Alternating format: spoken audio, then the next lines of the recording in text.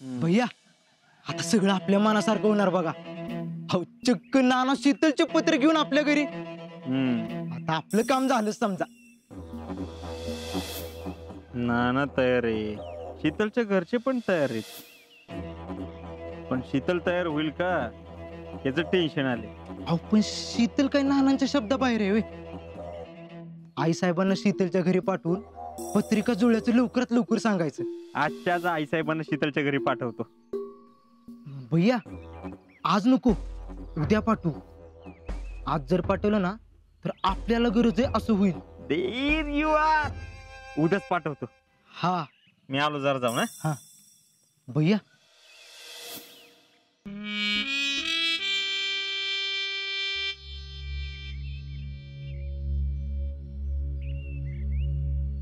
आज काय कांड करायला आलाय? खांड करायला नाही आले, गुड न्यूज आम्ही बी ऐकली. आली का तुमच्या पण कानापर्यंत? आता त्यात बी विष मिसळायला आलाय. कसं आहे ना भैया, मी कुणाच्या वाट्याला जात नाही, पण अजिंक्य आणि माझ्या वाटेत जर कोणी आलं तर त्याला मी सोडत नाही. मग कशी वाटली गुड न्यूज? चांगली आहे, पण एवढ्यात बाजी मारली असं समजू नका बर का.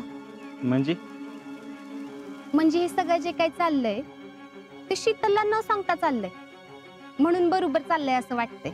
नाही ते माहिती आहे आम्हाला बी, पण नाना स्वतःहून शीतलचं स्थळ घरी घेऊन आले, ती काही छोटी गोष्ट नाही. छोटी गोष्ट असं मी तर कुठं म्हणलं, पण अजून लई मोठ्या गोष्टी करायच्या बाकी आहेत. हा पण जयश्री यात तुमची चूक आहे बरं का. त्या दोघांचं प्रेम प्रकरण आहे, तुम्ही माझ्यापासून लपून ठेवलं नसतं तरी वेळच आली नसती. त्यावेळी जर तुम्हाला सांगितलं असतं ना तर तुम्ही तेच केलं असतं जे आत्ता केलंय. आणि आता काहीतरी चान्सेस तरी आहेत.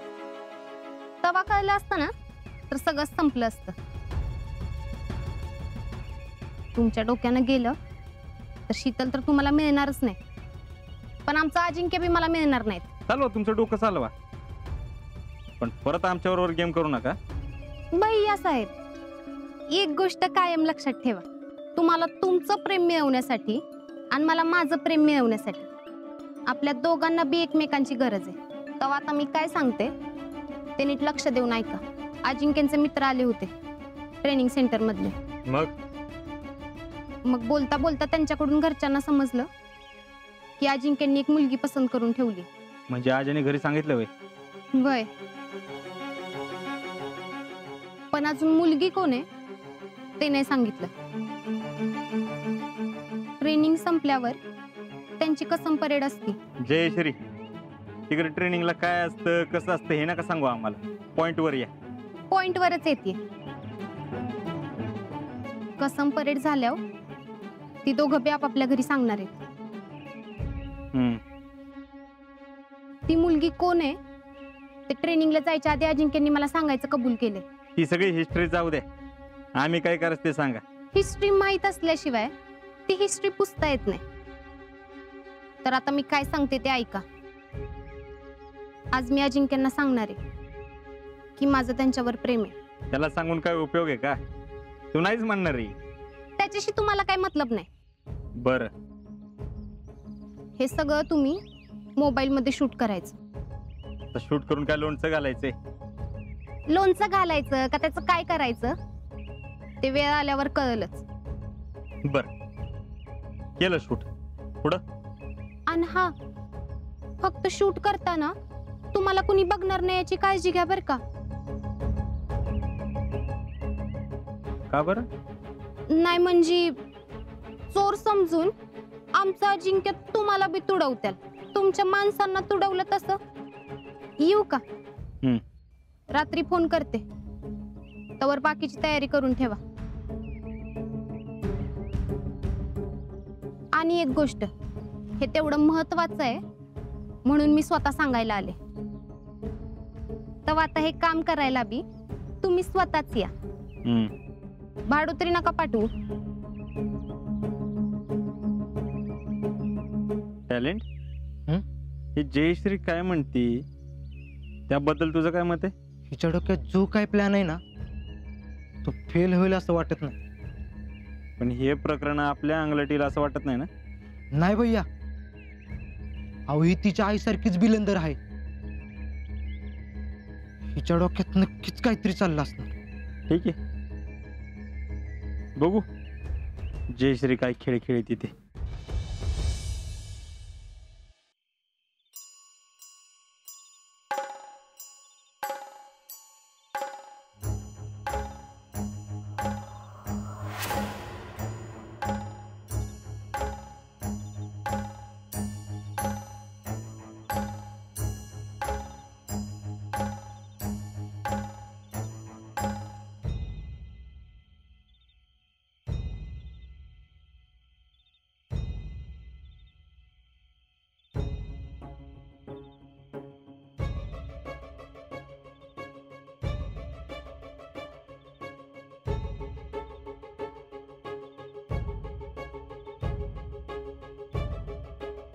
हॅलो, या.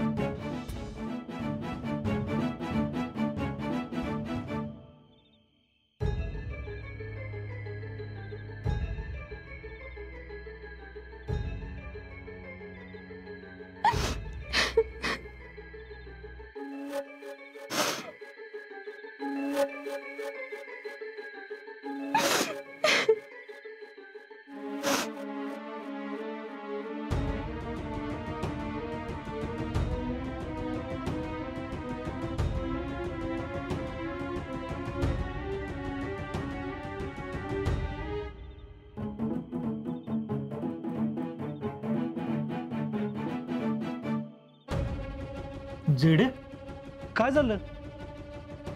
काय नाही, अगं मग रडतेस का? काय नाही, झोपत उभी.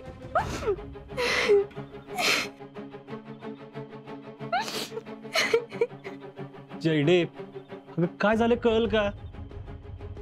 तुम्हाला कधीच काय कळत नाही. एकदा तरी माझ्या मनात काय हे जाणून घ्यायचा प्रयत्न करा. म्हणजे जेव्हापासनं कळलंय की तुम्हाला कोणती तरी पोरगी आवडती, तेव्हापासून जीव खालीवर होतो. अच्छा, म्हणजे मी तुला नाव सांगणार होतो आणि ते सांगितलं म्हणून रुसलीस वय? किती दिवस झाले तुमच्या या प्रेमाला? अगं 3-4 महिने बी झाले नसतील. फक्त 4 महिन्यात तुम्हाला कळलं की त्या मुलीचं तुमच्यावर सगळ्यात जास्त प्रेम आहे.